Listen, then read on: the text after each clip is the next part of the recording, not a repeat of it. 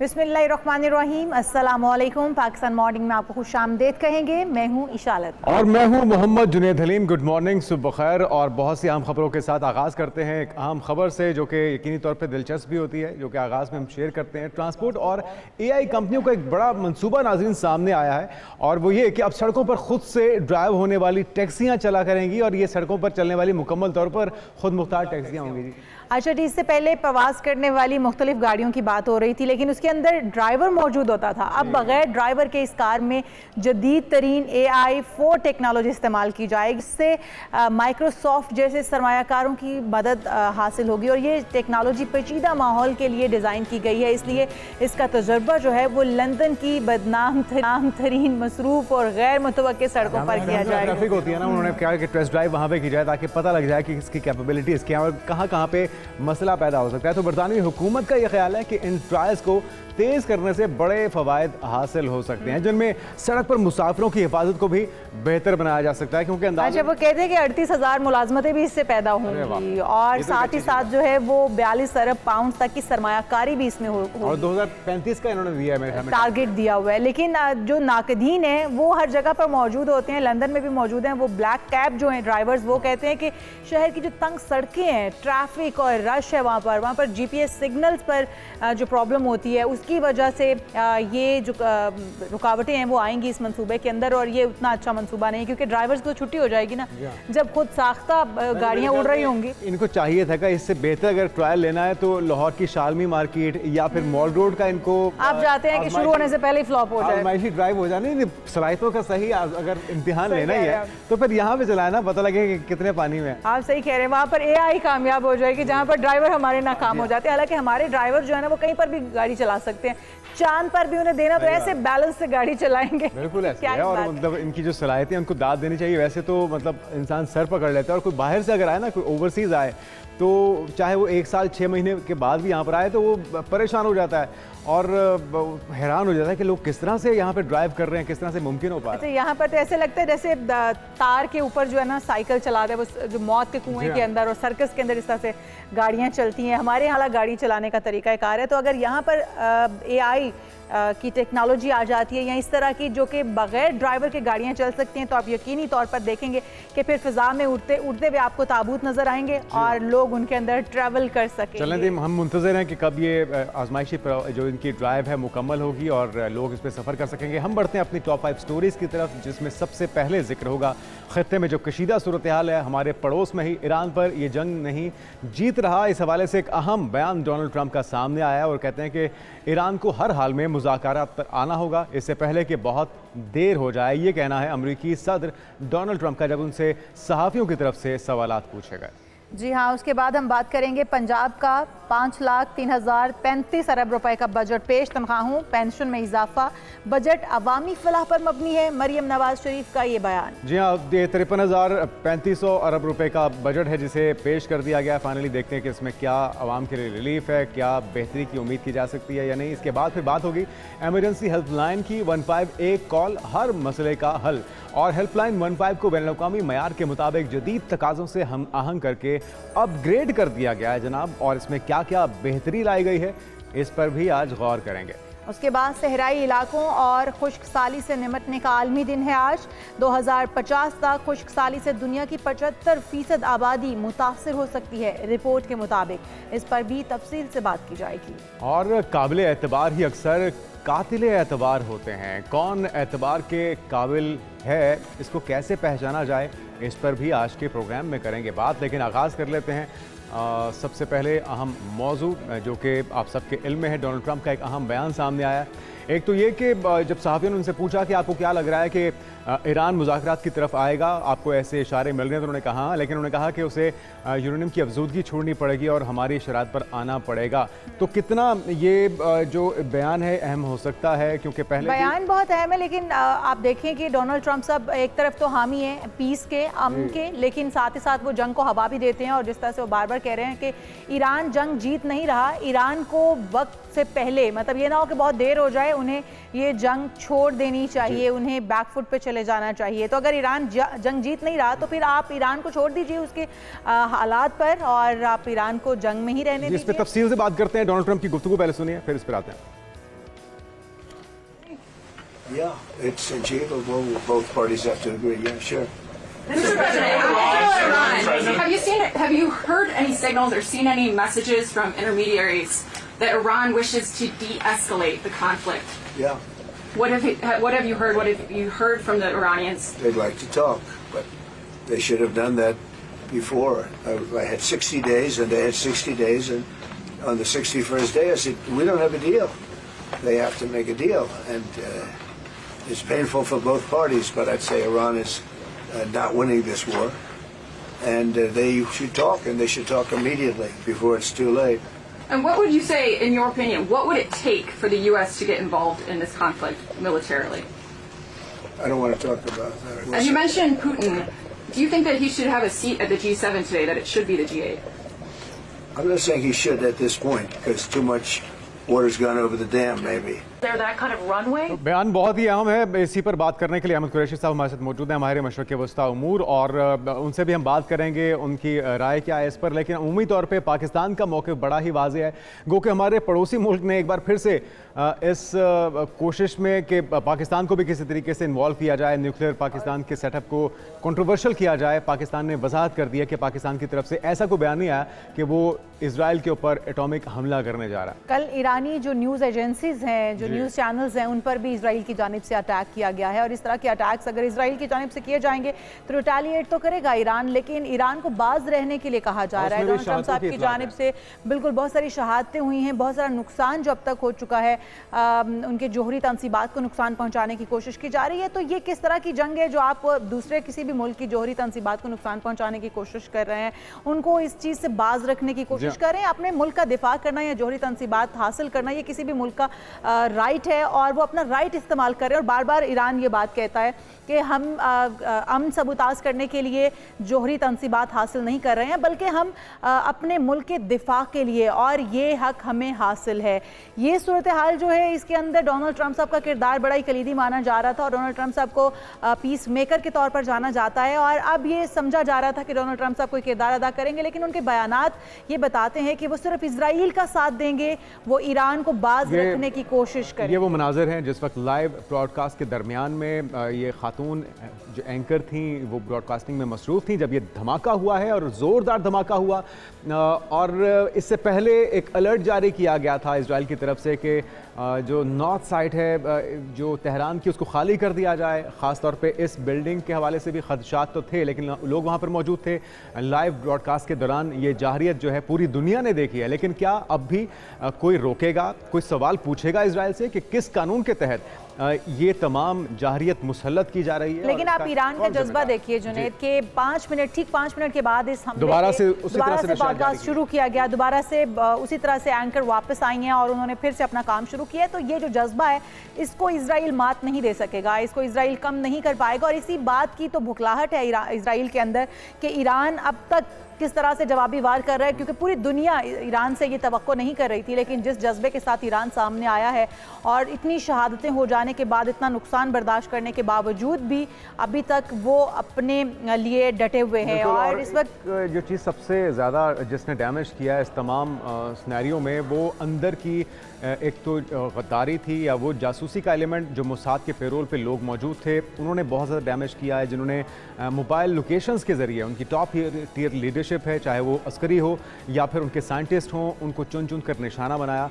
और गुज़िश्ता रोज़ एक जासूस को फांसी पर चढ़ाया गया है, उसको इबरत का निशान बनाया गया है, और दीगर 2 को पकड़ा गया है। एक फैक्ट्री पकड़ी गई है जिसके अंदर ड्रोन्स तैयार हो रहे थे, और वो ड्रोन्स भी ईरान के अंदर बना के ईरान के खिलाफ इस्तेमाल किए गए हैं। बिल्कुल जी, एजाज आसिफ साहब हमें ज्वाइन कर चुके हैं, माहिर आलमी अमूर। वेलकम टू शो कहेंगे एजाज आसिफ साहब आपको। एजाज साहब, इस वक्त जो सूरत हाल बनी हुई है, ईरान को बार बार ये बावर कराना कि आप मुज़ाकरात की टेबल पर आ जाएं, अगर आप मुज़ाकरात की टेबल पर नहीं आते तो ये ना हो कि बहुत देर हो जाए। किस किस्म का इंदिया दिया जा रहा है ईरान को, और क्या ईरान जो है वो जंग जीतने की पोजीशन में है? क्योंकि डोनाल्ड ट्रंप साहब का बयान जो वो ये कहता है कि ईरान जंग जीत नहीं रहा। देखें, ट्रंप का हम पिछले, अगर जब से वो प्रेसिडेंट दोबारा बने हैं या पहले भी वो बने थे, ये उनकी टैक्टिक्स जो हैं बड़ी पुरानी है। दे थिंक, और अमेरिका की ओवरऑल भी अगर आप देखें पॉलिसी, हमेशा से एज अ बुली वो रही है। और ये बुलिंग का जो कल्चर है, ये अनफॉर्चुनेटली उनको लगता है कि वो किसी भी मुल्क को वो ये कह सकते हैं, और उनका ये कहना या उनका ये करना जो है वो ये चल सकता है। तो मेरा नहीं ख्याल कि अब जिस तरीके से वो कह रहे हैं, और पिछले 3 दिन से लगातार ईरान ने ना सिर्फ लगातार हमले किए हैं, बल्कि उन्होंने अपने मिसाइल्स को हाइफा की, और हाइफा के अलावा हाइफा का जो पावर प्लांट है, हाइफा की पोर्ट है, और उसके अलावा जो एयर बेसिस हैं इजराइल की, वहां तक उन्होंने मिसाइल्स भेजे हैं।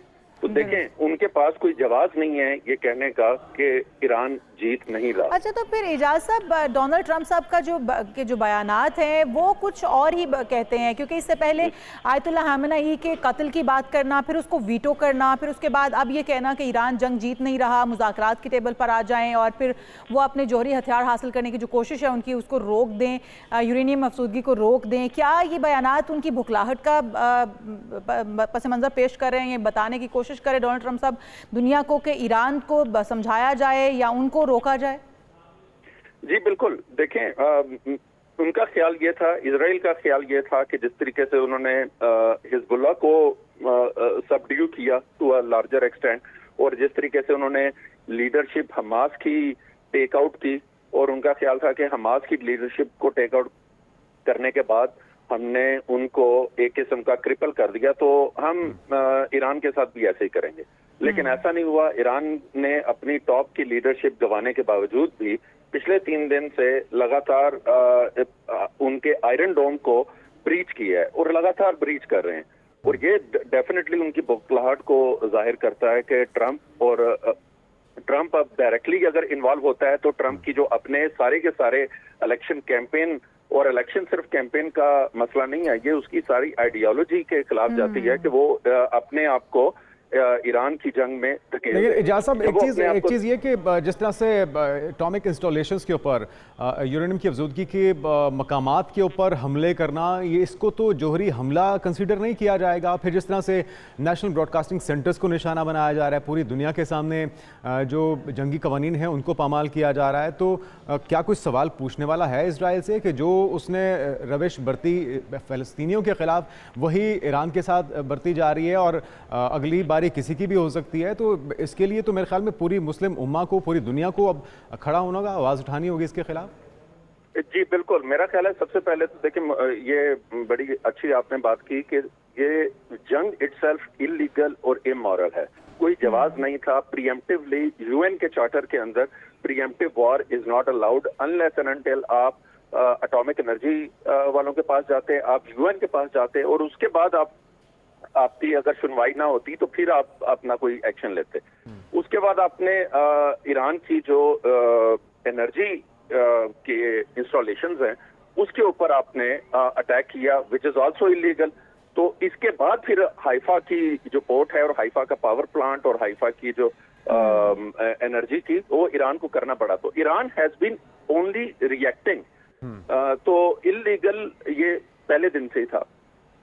अब जब वो ये कह रहे हैं कि हम जोहरी आपको, और जोहरी के ऊपर भी इन्होंने जो जितने भी न्यूक्लियर इनकी इंस्टॉलेशंस हैं, इजराइल ने उसकी कोशिश की है, लेकिन इजराइल के पास देखें पूरी दुनिया को पता है कि कैपेबिलिटी नहीं है अगर वो रिएक्टर है उसको कंप्लीटली तबाह करना, सवाए B-52 और B-2 बॉम्बर्स के, जो सिर्फ और सिर्फ अमेरिका के पास वो मैसिव जो बंकर बस्टर बॉम्ब्स हैं, उसके अलावा किसके पास वो जो है वेपन्स नहीं है। जो सही कह रहे हैं आप, पूरे बिल्कुल सही कह रहे हैं इजाज़ साहब। और इस वक्त जो सूरत हाल है, आपको लगता है कि जंग रुकने तक या मुज़ाकरात होने तक इजराइल जो मकासद लेकर जिसने ये जंग शुरू की है, रजीम चेंज, क्या वो कर पाएगा? देखें, मेरे ख्याल में ईरान जो है वो it's not like other countries. Iran की बड़ी पुरानी एक हिस्ट्री है, और आपने इंटरनेट के ऊपर जो है ना वो वीडियो भी देखी होगी कि खातून जो है वो किस तरीके से, ईरानी खातून है वो किस तरीके से जो है ना चीख के ये कह रही है, और उसका ये सवाल है कि ये हमारे पास हम क्यों नहीं एटम बम ले सकते। वो ऐसी क्या वजह है कि ईरान एटम बम नहीं ले सकता लेकिन इजराइल ले सकता है, बाकी दुनिया ले सकती है। तो ये एक बड़ा लम्हा फिक्रिया है वेस्ट के लिए, अमेरिका के लिए, पूरी दुनिया के लिए, कि उनका ख्याल है कि यार जिस भी मुल्क में जाएं हम जहाँ का रजीम चेंज कर दें और लोग हमारे साथ खड़े हो जाएं। अच्छा, ये जो रजीम चेंज वाला एजाज साहब मामला है, आपको नहीं लगता कि अब जितना दबाव बढ़ रहा है नेतन्याहू के ऊपर और जिस तरह से रिटेलिएट किया है ईरान ने, जितना डैमेज वो कर चुका है, अब तो विजुअल्स भी सामने आ रहे हैं जिस तरह से खौफ की फिजा में इजरायली, जो कि उनके लिए अनयूजुअल है, ऐसा पहले शायद उन्होंने वक्त ना गुजारा हो क्योंकि वो सिर्फ जारियत करना जानते हैं, जब खुद पे गुजरी है तो अब वो अपने घरों में जितना टाइम गुजारे हैं उससे ज़्यादा उनको टनल्स में, अंडरग्राउंड उसमें बंकर्स में जाना पड़ रहा है। तो अब ये दबाव बढ़ेगा, नेतन्याहू की रजीम भी चेंज हो सकती है, इम्कानात बन रहे हैं, हालात बन रहे हैं इस तरफ। जी बिल्कुल, ये तो नेतन्याहू तो जब से आया हुआ है, ये तो एक, मैं ये कहूंगा कि एक छोटा सा तिनका है जिसके साथ वो जिसको वो लेकर बैठा हुआ है। और ये जो जंग है इसका जो सबसे बड़ा फायदा है ये सवाए नेतन्याहू के और किसी को नहीं गया, because that gave it a life line. Already जो हमास के खिलाफ और जो गजा की वॉर है, देखें 7 अक्टूबर से आज कितना टाइम हो गया, वो अभी तक गजा को कम्प्लीटली, अल्लाह माफ करे, उसको कम्प्लीटली डेसिमेट नहीं कर सका। ठीक है, तो ये उसके लिए एक बहुत बड़ा चैलेंज ऑलरेडी था। अब उसने जब ये जंग स्टार्ट की तो उसको एक लाइफ लाइन मिल गई, और ये रजीम चेंज उसके लिए तो बड़ा, मेरा ख्याल है सबसे जो इजी है वो इजराइल के लिए है, क्योंकि रजीम चेंज उनका होना बड़ा बहुत नॉर्मल चीज हो जाएगी। और नेतन्याहू को अपने इंटरनली भी बहुत सारी मुखालफत का सामना करना पड़ रहा है, और नेतन्याहू को पता है जिस दिन ये जंग रुक गई, वो गजा के साथ हो या ईरान के साथ हो, उस दिन सीधी उसको भी फांसी दी जाएगी, क्योंकि उसके पास भी कोई ज़्यादा वक्त नहीं बचा है। इसलिए भी शायद बुखलाहट में नेतन्याहू कभी किसी पर अटैक करता है और कभी किसी पर अटैक करता है। बिल्कुल ठीक कह रहे हैं आप, बहुत शुक्रिया। एजाज आसी साहब हमारे साथ मौजूद थे, माहिर आलमी अमूर। और सूरत हाल जो है वो खासी 5वें दिन में ये जंग दाखिल हो चुकी है, लेकिन अभी तक ना तो मुज़ाकरात की कोई गुंजाइश बन पाई है और ना ही इस जंग के रुकने के कोई इम्कान पैदा हो पाए हैं। हम एक ब्रेक लेते हैं, ब्रेक के बाद दीगर इश्यूज पे बात होगी, हमारे साथ रहिएगा। Stay with us.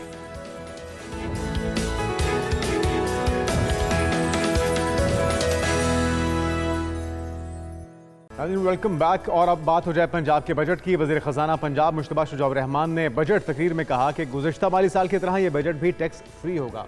दावा तो कर दिया, दावा किया है, लेकिन क्या वाकई टैक्स फ्री बजट होगा और किस किस शोबे को इसमें नवाजा गया है? क्या अवाम दोस्त बजट भी है, क्या ताजर दोस्त बजट भी है? इस बजट के ऊपर बात करेंगे, लेकिन उससे पहले बजट के ऊपर एक पैकेज तरतीब दिया गया है हमारे पैनल की जानिब से, वो पहले देख लेते हैं, उसके बाद इसके ऊपर बात करते हैं। पंजाब ने ग्रेड 1 से 22 तक के सूबाई मुलाजमीन की तनख्वाहों में 10% इजाफे का फैसला किया है। पंजाब हुकूमत ने माली साल 2025-26 का बजट ऐवान में पेश कर दिया। सूबाई वजीर खजाना मुश्तबा शुजाउर रहमान ने बजट पेश करते हुए बताया, नई स्कीम्स के लिए 470 अरब और जारी तरक्याती स्कीम्स के लिए 555 अरब रुपए मुख्तस किए गए हैं। विफाकी तरसीलात की मद में पंजाब हुकूमत को 4062.2 अरब रुपए मिलेंगे। सूबाई आमदन की मद में 828.2 अरब इकट्ठे करने का हदफ मुकर्रर किया गया है।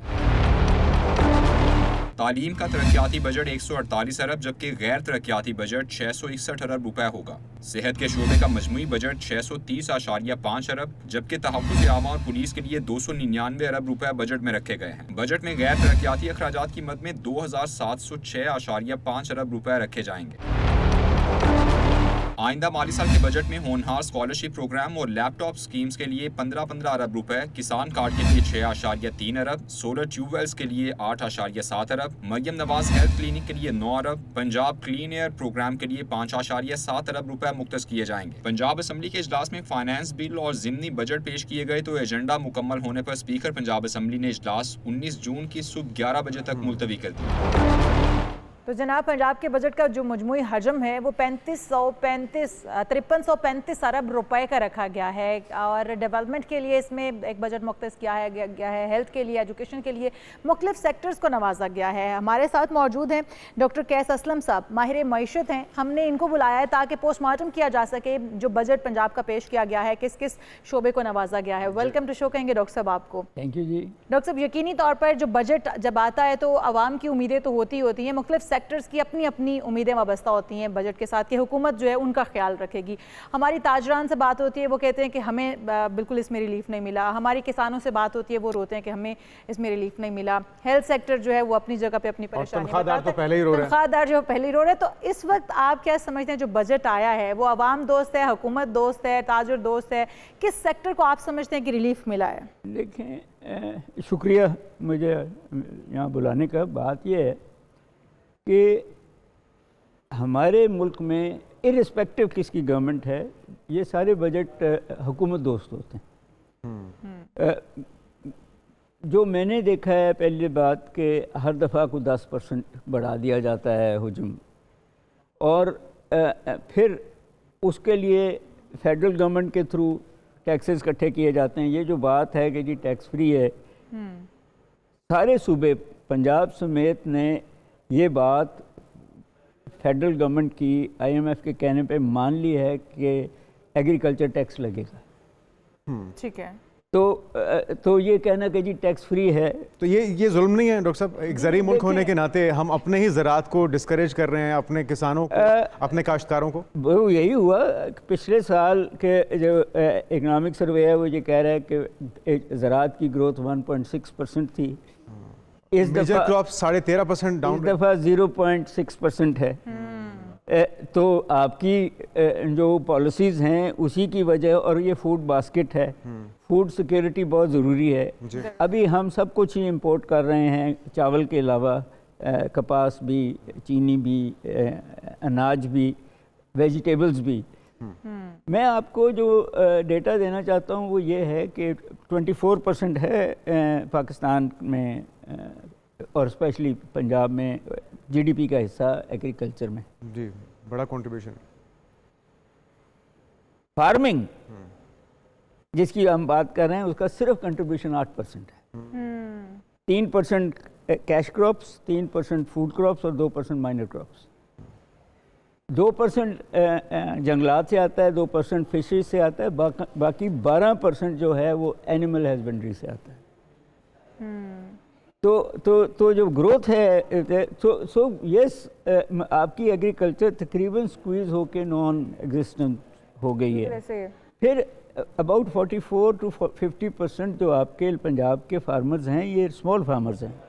ये तो डॉक्टर साहब किसान भी रो रहे हैं। किसान को जो है बजाय इसके कि उनको कोई इंसेंटिव्स दिए जाएं या उनको टैक्स फ्री किया जाए, टैक्स छूट थोड़ी सी दी जाए, इनपुट में टैक्स छूट देनी चाहिए, इनपुट में टैक्स छूट देनी चाहिए, लेकिन इसके बावजूद हम देख रहे हैं कि किसान भी परेशान है। अगर हम बाकी सेक्टर्स देख लें, वो आप बाकी इंडस्ट्रीज़ देख लें या फिर आप हेल्थ सेक्टर देख लें, एजुकेशन सेक्टर देख लें, आप क्या उनसे मुतमिन हैं? एजुकेशन सेक्टर की बात हो रही है कि एजुकेशन सेक्टर की जो बेसिक एजुकेशन है, स्कूल सिस्टम है, उसको दबाया जा रहा है, उसको उस तरह से नहीं दिया जा रहा बजट, जबकि यूनिवर्सिटीज़ को बजट जो है वो दिया जा रहा है। तो क्या बेसिक एजुकेशन को डिस्करेज करना और यूनिवर्सिटी लेवल को जाके बजट देना ये भी दुरुस्त होगा? देखें, पहली बात तो ये है कि मैं IMF और वर्ल्ड बैंक की रिपोर्ट्स आपको दिखा देता हूँ। IMF ने ये कहा है कि जो आपकी ग्रोथ है, इंडस्ट्रियल ग्रोथ, उसको डिस्करेज किया गया फॉर 3 सेक्टर्स, टेक्सटाइल, बैंकिंग और IPPs, इलेक्ट्रिसिटी। इनको मरातें दे के बाकी सारे सेक्टर्स बिठा दिए गए। और चौथा शायद पिछली गवर्नमेंट्स में ये रियल एस्टेट था।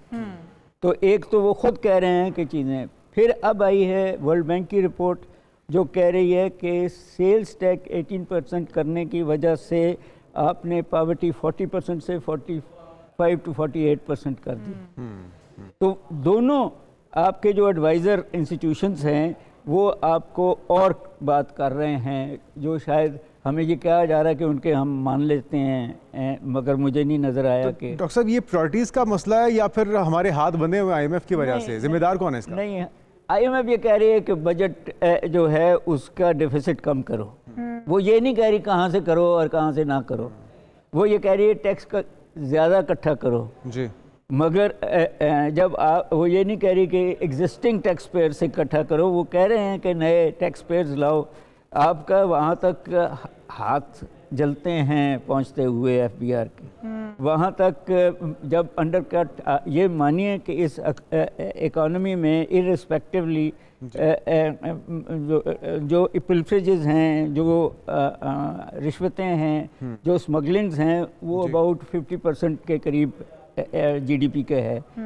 वो है जो इकोनॉमी को चला रहा है, वहीं हाथ नहीं पड़ते, because they are either in the government और वेरी स्ट्रांग। और गवर्नमेंट का मतलब ये नहीं है ऑपोजिशन में भी होंगे इन द कॉन्टेक्स्ट। सो आपको जब तक रिफॉर्म्स सीरियसली जो IMF कह रही है वो नहीं करते, आप 7 गवर्नमेंट्स रखी हुई हैं आपने, फेडरल, 4 प्रोविंशियल, GB और आज़ाद कश्मीर की, 7 गवर्नमेंट्स को आपने इस टैक्स से खिलाना है, तो कहाँ आप अच्छा डॉक्टर साहब, हुकूमती बजट इसमें नज़र नहीं आता कि हुकूमत का जो जमा खर्च होगा, हुकूमत क्या खर्चा करने वाली है इस बार, क्योंकि हम हर बार कहते हैं कि गवर्नमेंट के जो शाह खर्चियाँ हैं वो भी थोड़ी कम होनी चाहिए, लेकिन उस बारे में कोई डाटा सामने नहीं आता। वही है जो इशू है। आपने 60 से ज़्यादा मिनिस्टर्स रखे हुए हैं, आपने उनकी तनख्वाहें 400% कर दी, मेंबर्स की जो हैं स्पीकर और चेयरमैन उनकी 500% कर दी। ये कह के कि पंजाब असेंबली ने भी ये किया है कि जी उनका गुजारा 80,000 रुपये नहीं होता, यहाँ 37 आम शहरी का 40,000 जी, और वो भी नहीं मिलता। जो सिस्टम्स किए हुए हैं, एप्लीकेशन की बात की, वो बड़ी इंटरेस्टिंग है। इकोनॉमिक सर्वे नया देखना पड़ेगा। पिछला जो है उसमें अबाउट 28 मिलियन बच्चे प्राइमरी क्लास में दाखिल हुए जी। 2 मिलियन से कम 1.8 मिलियन बच्चे ने मैट्रिक किया। तो सवाल ये कि वो बाकी 28 मिलियन में से को 26 मिलियन से बाहर है डॉक्टर साहब, उनका तो कोई अंदाजा ही नहीं है। फिर इकोनॉमी कैसे चलेगी जी? यूनिवर्सिटीज़ आर इम्पोर्टेंट, मगर अगर वो रिसर्च आउटपुट नहीं दे रही तो कॉलेजेस और यूनिवर्सिटीज़ में नाम का डॉक्टर साहब बिल्कुल सही कह रहे हैं। इसका मतलब फिर ये है कि जो अवाम दोस्त या टैक्स फ्री बजट का दावा है, ये झूठ है, ढकोसला है। अवाम, अपने बंदों को अवाम कहा जाता है, कौम को अवाम नहीं कहा जाता। उनके पास जब तक अपॉर्चुनिटीज़ नहीं होंगी आमदनी कमाने की। देखिए 5,000 रुपये से नीचे आमदनी जो है महीने की, वो तो टैक्स फ्री है। तो जब आप कहते हैं लोग टैक्स नहीं देते, तो अब तो 48 to 50% पॉपुलेशन जो है वो तो पॉवर्टी लाइन से नीचे है, लीव साइड के वो 1,000 कुछ 100 रुपये कमा रही हो रोज़ का। तो वो तो जब 60, 70, 80% आपके वैसे ही टैक्स नेट से नीचे हैं, तो ये कहना कि वो नहीं दे रहे, तो दे वो नहीं रहे ना जिनके पास।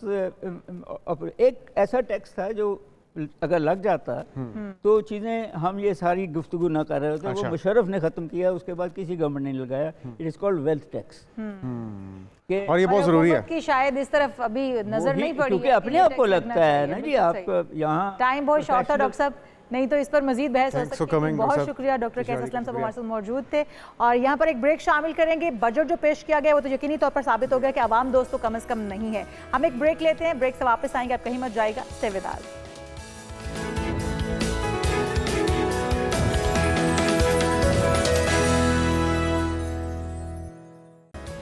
प्रोग्राम में एक बार फिर से आपको खुशामदीद कहते हैं और बात करते हैं Olympic gold medalist Arshad Nadeem की, जिनको पेरिस ओलंपिक्स में तारीखी 2024 की कारकर्दगी के बाद अब फोर्ब्स 30 अंडर 30 में शामिल कर लिया गया है। ये पेरिस ओलंपिक्स में 28 साल अरशद नदीम की जो जेवलिन थ्रो में 92.97 मीटर की थ्रो थी, उस पर गोल्ड मेडल जीतने के बाद उन्हें फोर्ब्स में शामिल किया गया है। और इंफरादी स्पोर्ट्स में पाकिस्तान कब तक का पहला, जबकि 30 साल से ज़्यादा के अरसे में पाकिस्तान का पहला तलाई तमगा उन्होंने जीता। ओलंपिक्स में कामयाबी के बाद उनको पंजाब और सिंध से 15 करोड़ 30 लाख रुपए से ज़्यादा के कैश इनामात मौसूल हुए, जिसके वो हकदार भी थे। और इसके अलावा हुकूमत ने इस्लामाबाद की एक शारा का नाम भी उनके नाम से, यानी कि अरशद नदीम के नाम से मंसूब कर। और पाकिस्तान पोस्ट ने योम आज़ादी पर एक यादगारी स्टैंप भी जारी की थी अरशद नदीम के नाम से। तो अरशद नदीम की कामयाबियों का सिलसिला अभी भी जारी है। उनको जिस तरह से अप्रिशिएट किया जा रहा है, जिस तरह से एक्नॉलेज किया जा रहा है, यकीनी तौर पर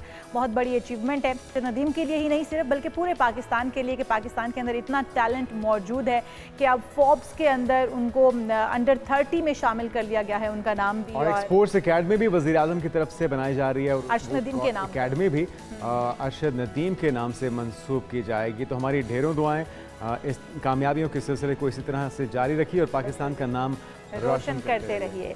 अब जनाब, देखती आंखों सुनते कानों को सलाम, ये तारिक अजीज़ की आज 5वीं बरसी मनाई जा रही है। उनकी आवाज़ में ज़रा यादों को ताज़ा करते हैं। तारीख़ी जुमला है ये, बिल्कुल जब आप सुनते हैं तो एकदम से आपकी यादें ताज़ा हो जाती हैं।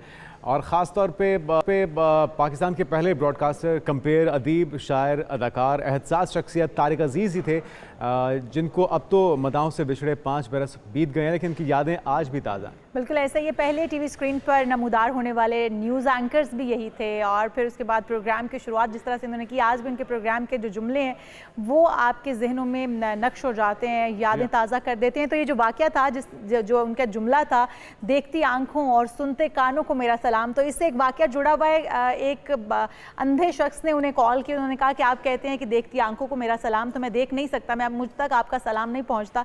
उसके बाद उन्होंने अपने जुमले में थोड़ी सी तरमीम की और जुमले को अब उन्होंने इस तरह से उसकी बुनियाद बनाई कि देखती आंखों और सुनते कानों को मेरा सलाम, कि अब उन लोगों तक भी जो मुझे देख नहीं सकते, उन तक मेरी आवाज़ पहुंच रही है, उनको भी मेरा सलाम। और एक और उनसे वाक़या जुड़ा हुआ है जुनेद, मैं उनसे पीटीवी के दफ्तर में मिली अहमद नदीम कासमी साहब की मौजूदगी में, और मुझे बड़ा था कि उनसे मिलने का इश्तियाक था। और जब मैं मिली तो मैंने पूछा, मैंने कहा सर आप ज़ईफ़ुल उम्र हो गए हैं और अब आप क्यों नहीं सोचते कि अब आपको रिटायरमेंट लेनी चाहिए, आप बच्चों पर छोड़ दें, वो काम करें और आप रिलैक्स करें, गार्डनिंग किया करें। उन्होंने कहा बेटा जिस दिन मैंने स्क्रीन छोड़ दी ना, उस दिन मैं दुनिया छोड़ दूंगा, और यकीन तौर पे मतलब मेरी सांसें इससे चलती हैं। और आखिरी वक्त तक जितने एनर्जेटिक वो दिखाई दिए ऑन स्क्रीन, तो उनकी एनर्जी लेवल का शायद हम आज भी मुकाबला नहीं कर सकते। और आखिर में जो उनका पाकिस्तान जिंदाबाद का नारा वो लगाते थे, तो मेरे ख्याल में हर शख्स जो स्क्रीन के उस पार बैठा होता था बेसाख्ता उनकी आवाज़ के साथ आवाज़ मिला के पाकिस्तान जिंदाबाद के नारे में अपने अल्फाज शामिल करता था। और 4 दहाइयों तक टीवी स्क्रीन पर राज करने वाले तारिक अजीज़, जिन्होंने 2 नस्लों को अपना गर्विदा बनाए रखा। बिल्कुल ऐसे, ये रोबदार आवाज़ थी, पुरकशिश शख्सियत के मालिक थे तारिक अजीज़ साहब। और 1975 में उन्होंने नीलाम घर शुरू किया, फिर उनका जो डायलॉग था जिसकी हम बात भी कर रहे थे बड़ा मशहूर हुआ। ये हमेशा याद रखी जाने वाली शख्सियत हैं जिनको हम जिक्र करते हैं अक्सर आपके साथ। उनका खला जो है वो कभी कोई भी पुर नहीं कर सकता। आज जितने शोज़ आप देख रहे हैं वो उन्हीं से इंस्पायर होने के बाद जो है वो शोज़ उनकी बानी तारिक अजीज़ साहब हैं। तो हमारी तरफ से ढेरों दुआएं, और उनके चाहने वाले आज भी उन्हें मिस करते हैं। हम एक ब्रेक लेते हैं नाज़रीन, ब्रेक के बाद हाजिर होते हैं, देखिए इस पर बात होगी इस ब्रेक के बाद।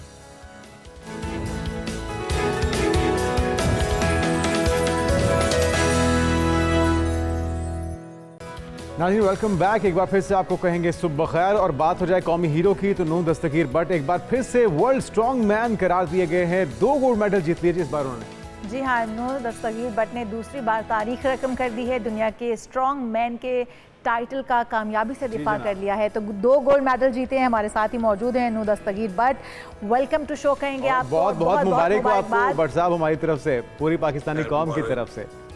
तो कितना मुश्किल था ये मुकाबला जो आपने इस वक्त जीता, 2 गोल्ड मेडल आपने हासिल कर लिए, आखिर क्या करना चाहते हैं, कितनी वेट कैटेगरी में आप जाना चाहते हैं, टारगेट क्या रखा हुआ है आपने?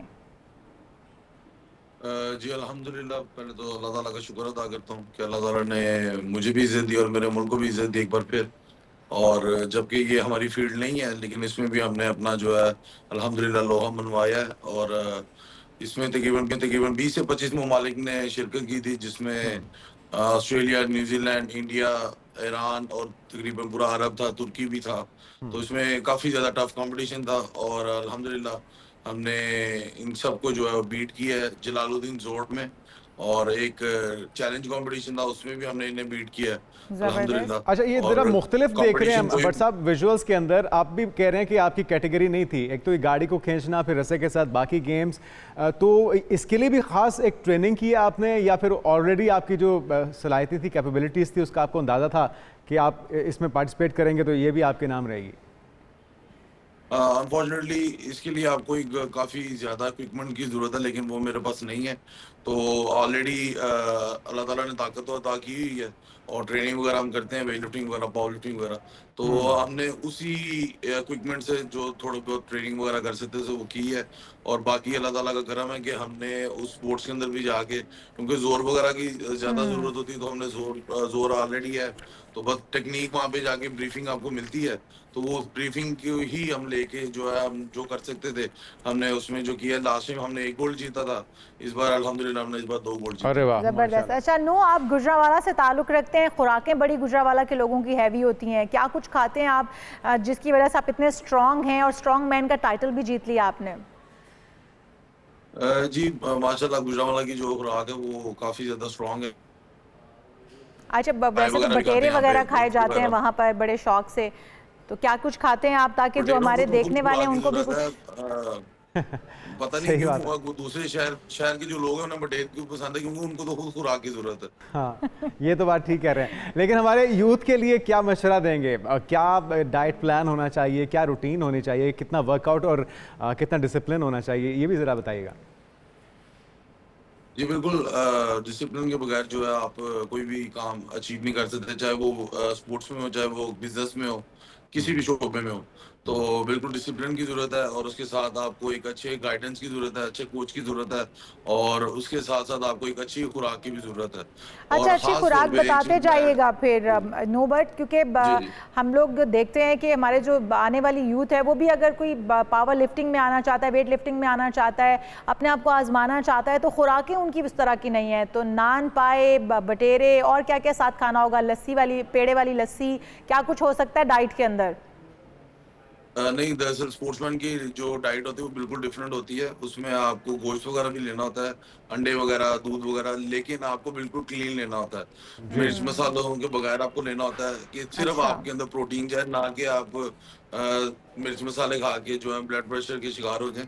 तो इससे बेहतर है कि आप लोग सादी ग़िज़ा लें, लेकिन आप प्योर ग़िज़ा लें जिसमें गोश्त आ जाता है, फिश आ जाती है, अंडे आ जाते हैं, दूध वगैरह आ जाते हैं। तो आपको चाहिए नेचुरल खुराक जो आप जो है लें, ताकि आप क्योंकि अक्सर हमारे जो लोग हैं वो नॉर्मली मिर्च मसाले खाने के अंदर ही गोश्त वगैरह भी खा लेते हैं, तो जिसकी वजह से जो है वो ब्लड प्रेशर भी हाई हो जाता है और एथलीट के लिए सूटेबल नहीं रहता। बिल्कुल भट्ट साहब, आप सही कह रहे हैं। अच्छा, उम्मीद तौर पे जो ये जिम्मेदारी होती है डिसिप्लिन में रखने की, ये कोच का काम होता है, लेकिन आपके वालिद साहब भी आपके कोच भी हैं, आपके मेंटर भी हैं, तो कितनी इंस्पायरेशन उनसे मिलती है और क्या सख्ती करते हैं वो जब कोई वायलेशन होने लगे या आप दाएं बाएं खिसकने लगे, रूटीन ख़राब होने लगे? ये मेरा ख्याल है कि उन्हीं का कमाल है कि मैं इधर पहुंच गया हूं, नहीं तो मेरी हरकतें कुछ ऐसी नहीं थी कि मैं इधर पहुंचता। तो ये मुझे उनका डंडा है तो मैं आज अल्हम्दुलिल्लाह यहाँ पे। माशाल्लाह माशाल्लाह, ये इसी तरह से डिसिप्लिन कायम रहे, इसी तरह पाकिस्तान का नाम रोशन करते हैं। अच्छा, हमने ये भी देखा कि आपने मेहनत तो बहुत की, लेकिन कुछ शिकवे शिकायत भी रहे आपको हुकूमत से। इस बार सपोर्ट कैसी रही थी वजारत खेल की, और जब ये टाइटल जीते तो फिर उनका रद्देमल, उनका रिस्पॉन्स कैसा था? मेरा कभी भी हुकूमत से कोई नाराजगी नहीं रही। मैंने सिर्फ लास्ट टाइम भी ये अपील थी कि ओलंपिक के लिए जो मेरे लिए जो है रास्ते खोल दिए जाए, तो मैं जो है ना वहाँ पे जाऊँ और मेडल लेकर आऊँ पाकिस्तान के लिए। तो वो भी अल्हम्दुलिल्लाह हमारे जो मामला थे, थोड़े इशूज थे, उन्हें सॉर्ट आउट कर दिया गया है। हमारे जो प्रेसिडेंट है हाफिज इमरान भट्ट साहब, उनके साथ हमारी मीटिंग भी हुई है और हमने सारे मामला सॉर्ट आउट किए हैं कि आने वाला जो अगले नेक्स्ट 4 ईयर्स है लॉस एंजलिस ओलंपिक से पहले पहले कोई भी ऐसा ना कोई इशू क्रिएट हो, ना कोई मसला हो, ताकि हम ओलंपिक के अंदर जाए, वहाँ पे मेडल लेकर आए। तो चलें, बहुत शुक्रिया। नूह दस्तगीर भट्ट हमारे साथ मौजूद थे, गोल्ड मेडलिस्ट वेट लिफ्टर भी मौजूद थे, और जिस तरह से इन्होंने कामयाबी हासिल की है वो कि हमारी फील्ड नहीं थी, लेकिन इसके बावजूद उन्होंने अपने आप को आजमाया और 2 गोल्ड मेडल इसमें जीते हैं। हमारी तरफ से भी बहुत बहुत मुबारकबाद इनके लिए। अब आ जाते हैं इमरजेंसी हेल्पलाइन के ऊपर, क्योंकि 15 पर कॉल करके आप ये महसूस करते हैं कि आपको बर वक्त इमदाद मिल जाएगी, या आप जिस भी मसले में उस वक्त हैं आपको फ़ौरन से उस मसले से निकाला जाएगा। वज़ीर आला पंजाब की हिदायत पर अब जो 15 इमरजेंसी हेल्पलाइन है उसको बैनुल-अक़वामी मयार के मुताबिक जदीद तकाज़ों से हम आहंग किया गया है, अपग्रेड किया गया है। कितनी मौसर होगी अब ये हेल्पलाइन? और जुनैद, कभी आपका वास्ता पड़ा है हेल्पलाइन के ऊपर कॉल करके? जी हाँ, लेकिन कुछ ज़्यादा अच्छा इत्तेफाक नहीं रहा, क्योंकि डिलेज बहुत होते हैं और जब आपको इमरजेंसी होती है तो फौरी रिस्पॉन्स की ज़रूरत होती है। तो हम तवक्को करते हैं कि इस अपग्रेडेशन के बाद एटलीस्ट वो जो डिले है इमरजेंसी की हालत में एक आपको इंतज़ार करना पड़ता है और यकीनी तौर पे फौरी रिस्पांस की ज़रूरत होती है, अब ये हो पाएगा। तो हम इस पर बात करेंगे तफसील के साथ, हमारे मेहमान भी मौजूद होंगे हमारे साथ, लेकिन एक ब्रेक के बाद अब कहीं मर जाएगा। Stay with us.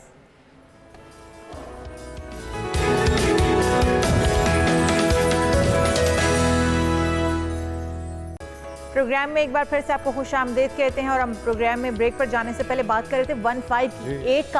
एक कॉल और हर मसले का हल। वज़ीर आला पंजाब की हिदायत पर जनाब अब एमरजेंसी हेल्पलाइन 15 को बैनुल-अक़वामी मयार के मुताबिक जदीद तकाज़ों से हम आहंग करके अपग्रेड किया जा रहा है। बहुत ही अच्छा इनिशिएटिव है और क्या कुछ अपग्रेडेशन में किया गया, इसी पर बात करने के लिए मुबशर हुसैन इंचार्ज हैं एमरजेंसी हेल्पलाइन 15 के।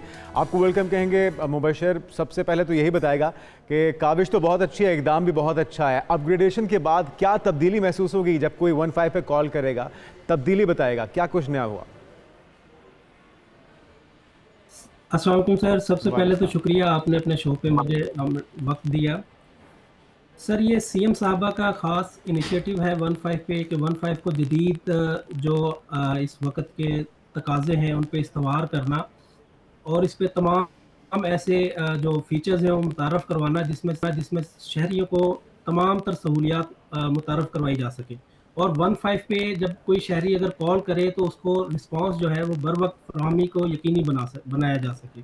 ठीक। तो हमारा सर ये मोटिव है कि every life matters, every second counts, कि हमने हर शहरी को, हर लाइफ को जो बर वक्त रिस्पांस के थ्रू उसको उस पर रिस्पांस करवा के पुलिस का उसकी ज़िंदगी को, उसकी लाइफ को सेव करना है, महफूज बनाना है। बिल्कुल सही। अच्छा मुबशर हुसैन साहब, ज़्यादातर ख़वातीन को मसाइल होते हैं और फिर वो 15 पे कॉल करती हैं, उसके लिए बताया जा रहा है कि वर्चुअल वुमेन पुलिस स्टेशन जो है वो कायम किया जा रहा है, कायम किए गए हैं मुख्तलिफ जगहों पर। तो उसका आइडिया क्या है, किस तरह से वो काम करता है? जी बिल्कुल, वर्चुअल वुमेन पुलिस स्टेशन का क़याम इस अमल में लाने का मकसद यही था कि इससे पहले इस वर्चुअल वुमेन पुलिस स्टेशन के क़याम से पहले जो ख़वातीन थी उनकी तमाम तर कॉल्स को किसी न किसी वजह से वो हीनियस क्राइम के पीछे निगलेक्ट हो जाती थी। तो वर्चुअल वुमेन पुलिस स्टेशन का क़याम का मकसद ये था कि हर खातून का कोई भी किसी भी किस्म का उसका मसला हो तो उसको बर वक्त उसका अजाला किया जा सके। उसको ख़ास तौर पे जैसे सीएम साहबा का ये कॉल है कि अगर कोई भी वुमेन है उसको हरासा करना मेरी रेड लाइन है। तो इसका मकसद यही था कि जब कोई भी खातून अगर किसी को डोमेस्टिक वायलेंस का इशू है, किसी को हरासा किया जा रहा है या कोई भी किसी भी किस्म का मसला है, वो जस्ट 15 पे कॉल करे और 15 की कॉल से लेके उसके प्रॉब्लम के सॉल्यूशन ये जो बहुत भी उसमें अक्यूज बहुत ही अच्छे इनिशिएटिव हैं उसकी सारे मुबशर साहब, यकीनी तौर पे। और ना सिर्फ इनको सराहा जाना चाहिए बल्कि जो आपने एमरजेंसी ब्लड बैंक का फीचर मुतारिफ कराया है, इसका तरीक़ाकार क्या होगा, ये किस तरह से ऑपरेट करेगा और रजिस्ट्रेशन या डोनेशन का अमल किस तरह से मुमकिन हो पाएगा, ज़रा इस पर भी रोशनी डालिएगा। सर ब्लड बैंक का तरीकाकार भी वही एक 15 की जस्ट एक कॉल है। अगर किसी भी शहरी को पंजाब भर से किसी भी हॉस्पिटल में एमरजेंसी में अगर कोई ब्लड की ज़रूरत है तो उसने जस्ट 15 पे एक कॉल करनी है और नंबर 4 प्रेस करना है। 15 पे कॉल करने के बाद नंबर 4 प्रेस करना है तो वो डायरेक्टली कनेक्ट हो जाएगा हमारे वर्चुअल ब्लड बैंक से। और वहाँ पे हमारे सबसे पहले तो हमने अपने ही पुलिस ऑफिशियल्स को, पुलिस के जितने भी एम्प्लॉयज़ हैं उनको रजिस्टर्ड किया हुआ है। वहाँ पे तकरीबन हमारे पास कोई 30,000 प्लस का डोनर्स का डाटा मौजूद है। तो हम मामले की सेंसिटिविटी के हिसाब से वहाँ पे ब्लड का अरेंज करवा के तो वो शहरियों को ये सहूलत वहाँ पे फ्राहम करते हैं। बिल्कुल सही। अच्छा मुबशर साहब, अगर मुकामी ज़बानों के अलावा भी बताया जा रहा है कि मुख्तलिफ ज़ुबानों में पोटोहारी है, सराइकी है, पंजाबी है, इसके अंदर भी सहूलियात फ़राहम की जा रही हैं कि जो लोग उर्दू ज़बान को नहीं समझते उनको उनकी मुकामी ज़बान में सहूलत फ़राहम की जाएगी। तो ये इस हवाले से भी, इस इनिशिएटिव के हवाले से भी बताइएगा कि 15 पे सिंपल अगर कॉल की जाती है तो लैंग्वेज किस तरह से चेंज की जा सकती है उसके अंदर?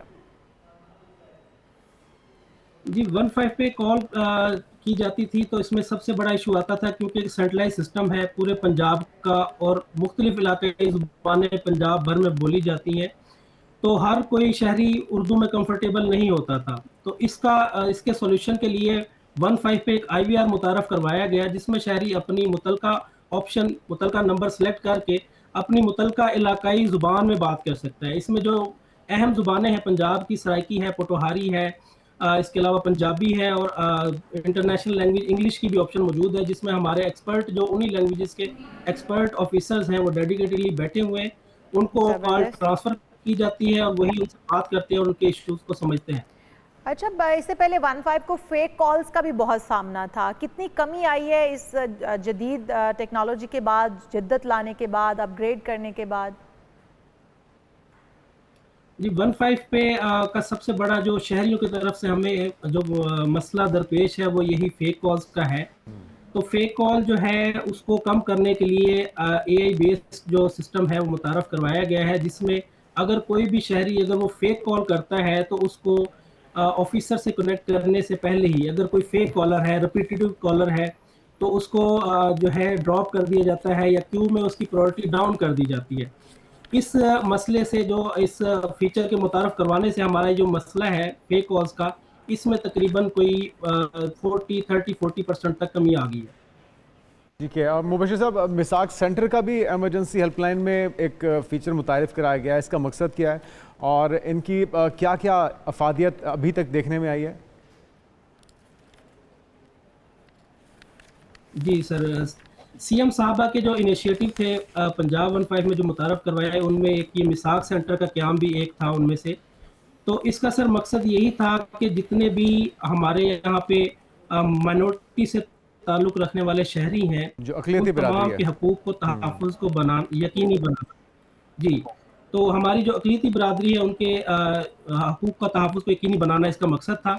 और ये अक्टूबर 2024 में ये इनिशिएट हुआ था। तब से अब तक हमारे पास तकरीबन 4000 से ज़ायद ऐसी कंप्लेन आई हैं जिसमें शहरी जो है वो माइनॉरिटी से ताल्लुक़ रखता है, अक़लियती बिरादरी से, और उनका जो कोई ना कोई ऐसा मसला दरपेश है जो अगर उसका वक्त पे उसको ना हल किया जाए तो खुदा ना खास्ता वो एक बड़ा मसला या बड़ी शक्ल इख्तियार कर सकता था। तो इसमें भी वर्किंग इसकी वही वर्चुअल वुमेन पुलिस स्टेशन की तरह ही है। जस्ट ये है कि यहाँ पे जो अक़लियती बिरादरी के शहरी हैं उनकी कॉल्स को यहाँ पे डील किया। वो खुद भी अक़लियती बिरादरी से ही ताल्लुक़ रखते हैं, तो वो अपने इन तमाम हकूक़ और इनको बेहतर समझते हैं। और तमाम उन शहरियों से जो 15 पे कॉल करते हैं, 15 पे कॉल करने के बाद जस्ट 5 नंबर अगर प्रेस करें तो किसी भी शहरी की जो कॉल है वो वर्चुअल सेंटर फॉर माइनॉरिटीज़ में ट्रांसफ़र की जाती है और वहाँ पे उनके मसाइल का हल किया जाता है। बिल्कुल सही, बहुत शुक्रिया। मुबशिर हुसैन साहब हमारे साथ मौजूद थे, इंचार्ज एमरजेंसी हेल्पलाइन 15। और जिस तरह से बता रहे थे कि जितनी जिद्दत लाई गई है इसको तर्ज पर अपग्रेड किया गया है और बहुत से नए फीचर्स मुतारिफ कराए। नए फीचर्स जो हैं वो जिस तरह से काम कर रहे हैं, हम उम्मीद करते हैं कि जो मुश्किलात का हल है वो बर वक्त आवाम को मिल पाएगा, एक कॉल के ऊपर उनके मसले का हल निकल आएगा। बहुत शुक्रिया जी, इसके लिए मुबशिर हुसैन साहब हमारे साथ मौजूद थे। अब हम आगे बढ़ते हैं और बात करते हैं खुश्क साली की। और खुश्क साली जो है वो उसमें अगर किरदार अदा कर रही है, इस वक्त चीनी कंपनी एक बहुत ज़्यादा किरदार अदा कर रही है। मिस्र के जो सहरा थे उसको भी ज़राई ज़मीन में बदल दिया है, कुएं खोद कर। बहुत ही ज़बरदस्त तब्दीली रुनुमा की गई है। 100 मिलियन से ज़ायद आबादी का ये एक घर और एक ऐसे मुल्क में जहाँ सिर्फ 4% ज़मीन काबिल काश्त है, खेती बाड़ी को फैलाने के एक मुश्किल काम से दो चार है। खुराक की दरामदात पर इन्हिसार को कम करने के लिए मिस्री हुकूमत से जो 2015 से सहराई ज़मीन पर दोबारा जो काम है उसे दोबारा से शुरू किया गया और उसे मज़ीद तेज़ किया गया। बिल्कुल जी, और ये चीनी कंपनी है जिन्होंने सहरा के अंदर, मिस्र के सहराओं के अंदर कुएं खोदे हैं और इतनी गहराई में कुएं खोदे हैं कि वो अब जो ज़मीन को बना सकेंगे ज़राअत के काबिल। और यकीनी तौर पर बहुत बड़ी ये मैं कहती हूँ कि एक बड़ा कारनामा सर अंजाम दिया गया है, जहाँ पर आप समझे कि अनाज उगाया ही नहीं जा सकता, उनको भी शादाब बना दिया जा रहा है। कोशिश कर रहे हैं और हमारी अनाज उगाने वाली जो ज़मीन है हम उसे कंक्रीट के जंगल में तब्दील कर रहे हैं। तो ये प्रायोरिटीज़ की बात है, हमें आज इस पे सोचना होगा अगर हमने आने वाली नस्लों को महफूज करना है। ये जो क्लाइमेट चेंजेस हैं इसी की वजह, यहाँ पे कभी या तो बारिश होती नहीं है और फिर हम देखते हैं कि बड़े बड़े ओले पड़ने शुरू हो जाते हैं अचानक। तो ये सारी जो चेंजेस हैं ये बहुत ही ख़तरनाक है और इसके लिए फौरी इक़दाम सहराई खुश्क साली है उस करने के लिए आज के दिन को मनाने का मकसद भी यही है कि जो जिस खुश्क साली का, जिस कहत साली का सामना हमें आने वाले दिनों में करना पड़ सकता है, उसके लिए आज निमटने के लिए लिए प्लान किया जाए और पानी को सेव किया जा सके जिस कदर भी हम कर सकते हैं, और इस तरह के अजनास उगाने के लिए प्रैक्टिस की जाए जो कि कम पानी की दस्तयाबी के साथ भी उगाई जा सकती हैं। डॉक्टर परवेज़ आमिर साहब माहिर माहौलियात हमारे साथ मौजूद हैं। डॉक्टर साहब, दुनिया इस पे काम कर रही है, हमें भी इसका इदराक है, लेकिन हम कोई ऐसी वाज़ेह पॉलिसी क्यों नहीं मुतारिफ करवा रहे जिसके बायस हम जो रिसाइकलिंग का अमल है इसको यकीनी बनाएं, खुश्क साली से आने वाली जो हमारी जनरेशन्स हैं उनको नुकसान से बचाने के लिए क्या कुछ करना होगा फौरी तौर पर? लेकिन जी हम जो है ना पॉलिसीज तो बनाई हुई हैं, हम एसडीजी के जो सा पार्ट हैं जो है ना सस्टेनेबल डेवलपमेंट गोल्स का हिस्सा है उसको कहते हैं। तो उसमें एक ये जो शिक है वो जो इसके ऊपर भी है कि ये डिजर्टिफिकेशन को रोका जाए और इसको जो है ना किसी मुताबिकत को आगे बढ़ाकर जो है ना इन ज़मीनों को जो है ना आप दोबारा काबिल काश्त बनाएं। जैसे आपने अभी जिक्र कर रहे हैं कि चाइना जो है ना इसमें लीड ले रहा है, तो मैं समझता हूँ कि हमारे पास तो बहुत वाफर लैंड है, उसको कहते हैं ये हमारे डेजर्ट्स के अलावा जो सी बलोचिस्तान है, इसके अंदर 60% हमारा एरिया जो सा बलोचिस्तान के अंदर है। तो बहुत सारी जमीन काबिल काश्त बनाई जा सकती है। जिस तरह क्लाइमेट चेंज आएगी ना जी, उसका मेन जो सा असर जो है पानी के ऊपर आ रहा है कि जहाँ पानी कम है आपने पानी को किस तरीके से सेव करना है। रन ऑफ जो सी होती है, जब बारिश होती भी है तो हमारा तो पानी जो सा बुखारात बंद कर उड़ जाता है ना। मेन चीज़ है कि इस पानी को उसमें ज़मीन में जज़ब किया जाए और इसको जो है काबिल काश्त बनाया जाए। अच्छा डॉक्टर साहब, अगर मिस्र के सहराओं को कुएं खोद कर ज़ेरे ज़मीन पानी निकाला जा सकता है और ज़राअत के काबिल बनाया जा सकता है जिस तरह चाइना ने मिस्र के अंदर काम किया है, तो पाकिस्तान के अंदर भी बहुत ज़्यादा इलाका सहराओं पर मुश्तमिल है, तो क्या पाकिस्तान के सहराओं के अंदर भी कुएँ खोद कर पानी निकाला जा सकता है या उस बंजर ज़मीन को, खुश्क ज़मीन को काश्त के लिए काबिल बनाया जा सकता है? बिल्कुल किया जा सकता है। देखिए हमारे थल के अंदर है, हमारे पास मेन जो सी थल में है, उसके बाद थरपारकर के अंदर जो हमारा डेजर्ट है, सेमी डेजर्ट कह लें, चोलिस्तान है, उस तरह दश्त है जो सा कि बलोचिस्तान में बहुत बड़ा सरा है। उन सारे एरियाज के अंदर पहली चीज जो सी ना वो वेजिटेशन आप लगाएं कि मतलब ना थोड़ी बहुत ग्रीनरी पैदा करें और उसको बताए जमीन काश तो ना जब भी बारिश होती है ना ये पानी इसके ऊपर से एकदम बुखारत, जैसे मैं कह रहा हूँ कि बुखारत बनकर उड़ जाता है। आपने इसके अंदर थोड़ा थोड़ा हाल लगा कर ना पानी उसके अंदर नीचे चले और ट्री प्लांटेशन फर्स्ट स्टेज है। दूसरा जैसे चाइना कर रहा है वो तो बहुत वास्ट स्केल के ऊपर जो है ना उसको डेजर्ट्स को जो है ना अपना काबिल काश बनाकर अपनी ज़राअत के अंदर लेकर आ रहा है। तो मैं समझता हूँ हमारे तो अल्लाह का शुक्र है कम से कम 2-2.5 महीने जो सी ना बारिश मानसून के दरमियान होती है और हर जगह तकरीबन होती है। उसकी सेविंग है, उसके लिए पॉन्ड्स बनाए। चोलिस्तान में हमने कुछ काम भी किया है, चोलिस्तान और थरपारकर में, जहाँ पॉन्ड बनाकर इसको आप जो है ना पानी को सेव कर लें। दूसरी चीज़ है कि बोरिंग करें जो है ना इसके अंदर आपके बोर के करीब जो है ना पानी, ताकि नीचे अंडरग्राउंड वाटर जो है ना वो रिचार्ज हो। असल चीज़ होती है जो बारिश से नहीं, उसको तो ये हो सकता है नीचे से आपने पानी निकालना और उसके लिए वाटर टेक्नोलॉजी, सोलर भी आ रही है, पंपिंग टेक्नोलॉजी, बहुत सारी चीज़ें आ रही हैं। तो जिस टेक्नोलॉजी की बात हम कर रहे हैं जो चाइना ने इस्तेमाल किया मिस्र के अंदर, क्या वो टेक्नोलॉजी पाकिस्तान के अंदर मौजूद है? उसका इस्तेमाल किया जा सकता है पाकिस्तान के अंदर? बिल्कुल किया जा सकता है, बिल्कुल। बल्कि हम कुछ जगह पर इंतजार किस बात का है डॉक्टर साहब? फिर अब तक हम उन इलाकों में काम क्यों नहीं कर पा रहे? वहाँ पर खुश्क साली का सामना है हमें, और हम देखते हैं कि वहाँ पर तो पीने का साफ पानी भी मुहैया नहीं है लोगों को। लेकिन वो है उसके एक तो जो सी रीजन है ना वहाँ पर जो सी पॉपुलेशन बहुत कम है। अब जैसे चोलिस्तान में वो 14 टोबे हैं जिसके करीब जो से ना लोग लाइफ स्टॉक के ऊपर ज्यादा डिपेंडेंसी करते हैं। उसके अंदर इन्वेस्टमेंट की जरूरत है, गवर्नमेंट जो है उसकी तरफ तवज्जो करे। उसके अंदर पानी की जरूरत है, आपको जो है अपने शेयर का पानी पंजाब का आपको वहाँ पर नहर लेकर आनी पड़ेगी।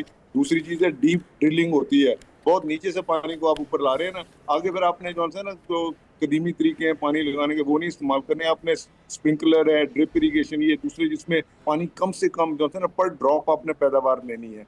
तो मैं समझता बहुत सारे एरिया सिर्फ क्रॉप के लिए नहीं है बल्कि लाइफ स्टॉक को फर्दर आप इस एरिया में, अमेरिका में यही होता है, कैलिफोर्निया जितनी भी उनकी ड्राई लैंड एरियाज है ना उन्होंने उसको लाइफ स्टॉक के लिए डेवलप किया, टेक्सास कैरियर लाइफ स्टॉक के लिए, चाइना ने भी ये किया। तो लाइफ स्टॉक में आप डेवलपमेंट कर सकते हैं ताकि वो जो है ना अफादियत देंगे।